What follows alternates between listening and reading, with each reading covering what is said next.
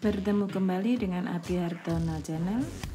Kita belajar bersama, materinya cerita pendek untuk jenjang kelas 9 SMP. Kita siapkan kebiasaan kita untuk selalu belajar dengan baik.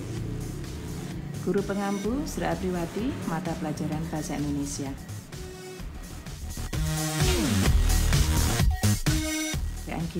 Semoga keadaan kita selalu baik dalam masa pembelajaran jarak jauh. Semoga selalu dalam kelimpahan berkat dan rahmat dari Tuhan Yang Maha Kasih. Siapa yang tidak mengenal cerpen atau cerita pendek? Kita sering membaca cerita pendek, menikmatinya. Cerita pendek adalah disingkat cerpen, disebut pula cerita rekaan. Cerita pendek termasuk narasi, cerita pendek termasuk fiksi. Pada umumnya, cerita pendek selalu mengandalkan imajinasi. Selain imajinasi, pengalaman pribadi, pengalaman orang lain, pengamatan, demikian pula fakta juga bisa. Di sini kutipan, Ani anak yang pandai, ia pandai menari. Di sekolah ada ekstrakurikuler menari.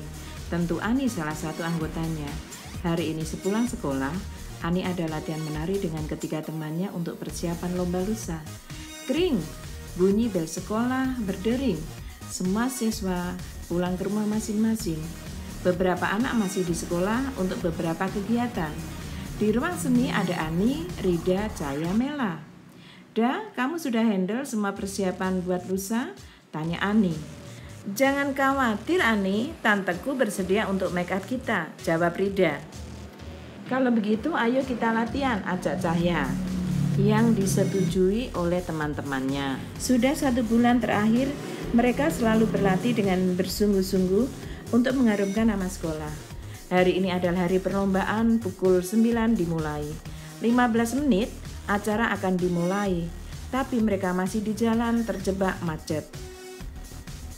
Bulan terakhir mereka berlatih dengan sungguh-sungguh untuk mengharumkan nama sekolah. Hari ini acara perlombaan dimulai pukul 9.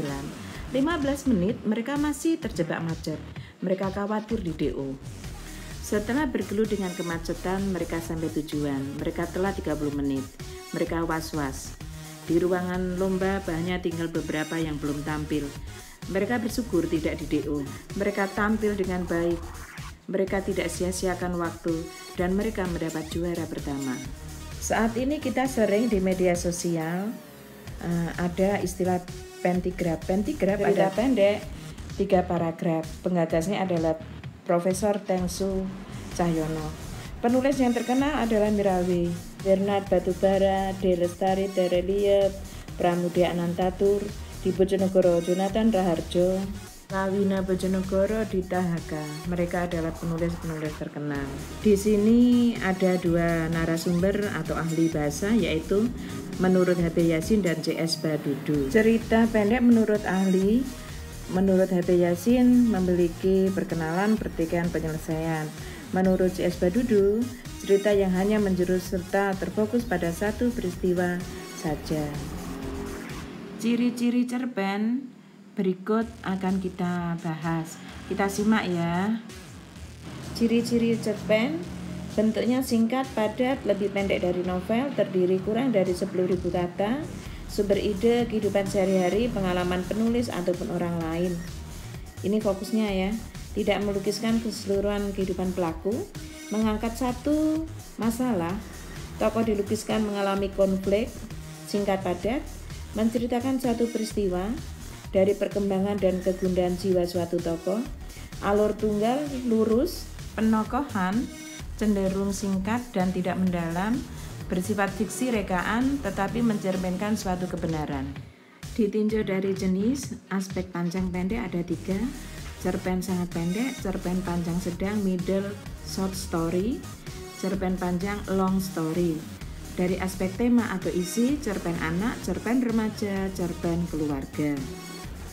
Untuk struktur sahabat, ada orientasi, rangkaian peristiwa, komplikasi, dan resolusi.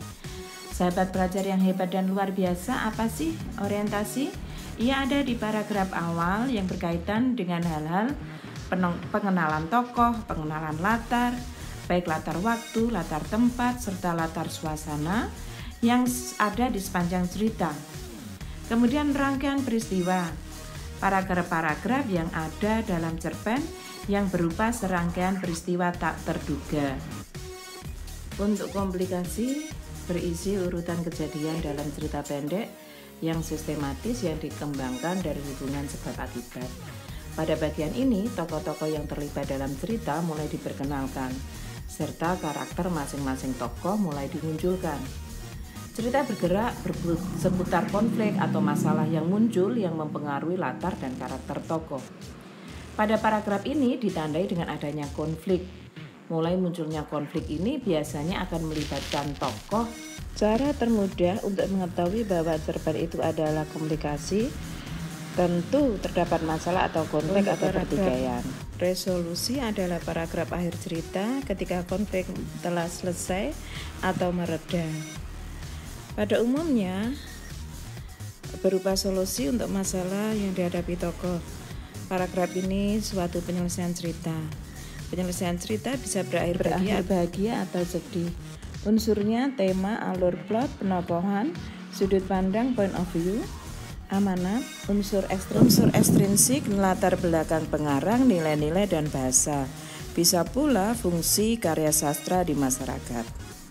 Kaidah kebahasaannya ada penggunaan kata ganti orang, dilihat dari sudut pandang yang digunakan, penggunaan penanda yang menunjukkan keterangan waktu, pemilihan kosakata atau penggunaan kata benda khusus, penggunaan uraian deskriptif yang terperinci, penggunaan gaya bahasa atau majas. Langkah-langkahnya menentukan tema, selain menentukan tema, menentukan pusat pengisahan atau sudut pandang, tentukan pula perwatakan, latar atau setting, serta menyajikan peristiwa sesuai alur. Oke sahabat yang hebat dan luar biasa, itu tadi materi cerita pendek.